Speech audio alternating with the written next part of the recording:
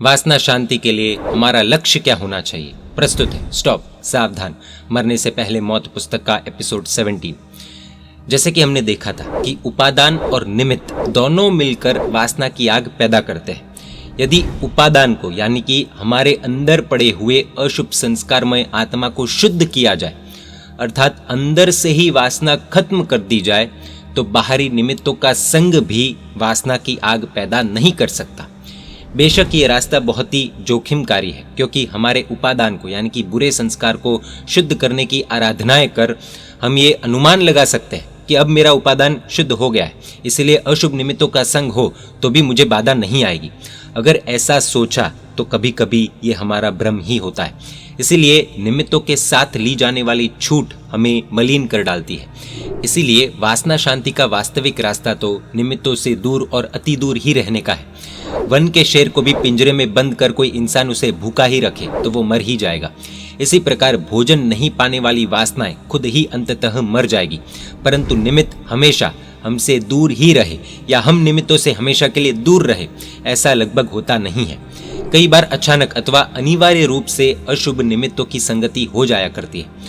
उदाहरण के लिए साधु भगवंतों को गोचरी लेने के लिए गृहस्थ के घर जाना ही पड़ता है। वहां लगभग नारियां ही गोचरी देने की भक्ति करती है, या फिर साधु भगवंतों को भी स्त्रियों को भी वासक्षेप करना पड़ता है या फिर पचखान देना पड़ता है। साधु भगवंतों को भी निमित्त मिलते रहते हैं, तो गृहस्थों को तो अपार निमित्त अनिवार्य रूप से संग में आ ही जाते हैं। तीर्थ यात्रा, प्रवास, अन्य के विवाह आदि प्रसंगों का व्यवहार, घर में ही युवा बहन भाभी काम वाली आदि का होना, मोबाइल पर अच्छे वीडियोस देखते समय आने वाले अश्लील पॉपअप, कॉलेज में विजातीय दर्शन आदि की प्राप्ति आदि। इस स्थिति में बचना बहुत मुश्किल हो जाता है। इसके लिए उपादान की शुद्धि भी बहुत जरूरी है। संभव हो उतना निमित्तों का संग टाले और दूसरी तरफ उपादान को निर्मल बनाने के उपाय आजमाएं। इस तरह दोनों तरफ काम करना पड़ेगा। यदि उपादान यानी कि अंदर रहे पड़े संस्कार ठीक ठाक निर्मल हो जाए, तभी अनिवार्य रूप से टकराने वाले जो भी हमारे आसपास निमित्त होंगे, उनसे वासना की आग पैदा नहीं होगी। पूज्य श्री कहते हैं कि वासनाओं से सर्वथा और सर्वदा यानी कि पूरी तरह से और हमेशा के लिए हमारा जो छुटकारा है यानी कि मोक्ष, वही मेरा लक्ष्य है, वही हमारा लक्ष्य होना चाहिए। मेरे मानव जीवन द्वारा मुझे ये मोक्ष ही पाना है, मोक्ष बगैर मेरा उद्धार नहीं है। इस प्रकार की मोक्ष प्राप्ति की तीव्र लगन सतत रहनी चाहिए। संसार के बंधनों में, संसार के संबंधित क्रियाओं के समय भी दिल में तो मोक्ष का ही जाप लगातार चलना चाहिए। ऐसा मोक्ष का अनन्य लक्ष्य तैयार करना चाहिए। इसके साथ धर्म यानी कि वीरति धर्म अर्थात संयम धर्म के कट्टर सपोर्टर बनना चाहिए। संभव हो उतनी अधिक धर्म क्रियाएं जीवन में उतार देनी चाहिए और धर्म आराधना करने वाली आत्माओं यानी कि साधर्मिक तथा साधु साध्वी जी भगवंतों के परम चाहक बनना चाहिए। ऐसा धर्म का पक्ष जीवन में सतत होना चाहिए। जिसकी नजर में मोक्ष का लक्ष्य है, जिसके अंतर में धर्म का कट्टर पक्षपात है, सपोर्ट है, वह आत्मा प्रत्येक समय पर मोहनीय कर्मों को चकनाचूर करती है। मोहनीय कर्म हमें मोह में अंधा कर देते हैं। इसलिए ऐसे कर्मों के क्षय से, खत्म होने से व्यक्ति की आत्मा, उसका उपादान यानी कि अंदर पड़ा खराब संस्कार बहुत निर्मल होने लगता है। जो निर्मल बनता है वही सबल बनता है यानी कि स्ट्रांग बनता है।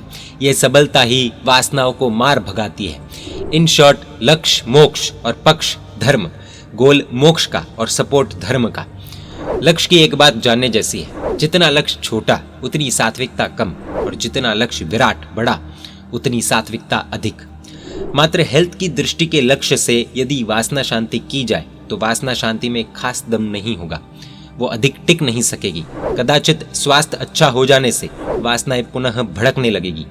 यदि परलोक के यानी कि अगले जन्म के लक्ष्य से ब्रह्मचर्य पालन किया जाए तो वह बेशक बहुत अच्छा है, परंतु पूर्णतः यानी कि पूरी तरह से बलवान तो नहीं ही है। परिपूर्ण रूप से बलवान ऐसा निर्मल ब्रह्मचर्य सिद्ध करना हो तो एकमेव मोक्ष को लक्ष्य बनाना चाहिए। एक बात नोटिस करने में कि अधिकतर आज यूथ गोललेस है, और जिनके जीवन में कोई गोल नहीं होता वो फिर कभी ड्रिंकिंग, कभी ड्रग्स, कभी हुक्का तो कभी पोर्नोग्राफी आदि में अपना समय बर्बाद करते हैं। कोई व्यक्ति इन सब बेकार कचरे से ऊपर का कोई गोल रखे तो वो कभी भी इन सब में पढ़ने को समय की बर्बादी मानेगा। इसीलिए पूज्य श्री मार्गदर्शन देते हुए सुंदर बात कह रहे हैं कि गोल मोक्ष का रखो।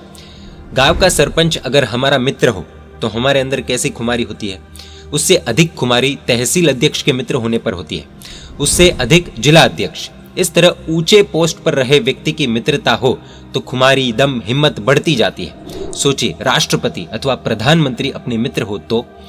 इसी तरह छोटे मोटे लक्ष्य के मुकाबले असामान्य कोटि के लक्ष्य के कारण यानी कि एक्स्ट्रा ऑर्डिनरी गोल के कारण सत्व में विपुल वृद्धि होती है। अर्थात छोटे गोल्स नहीं, बड़े गोल्स रखने चाहिए। जितना गोल बड़ा उतना सत्व ज्यादा हो सकता है, और गोल मोक्ष हो तब तो सत्व एक्स्ट्रा ऑर्डिनरी बन सकता है। इसलिए सुविशुद्ध ब्रह्मचर्य के पालन के इच्छुक को मात्र मोक्ष का ही लक्ष्य रखना चाहिए और सम्यक धर्म का ही पक्ष यानी कि मान्यता रखनी चाहिए।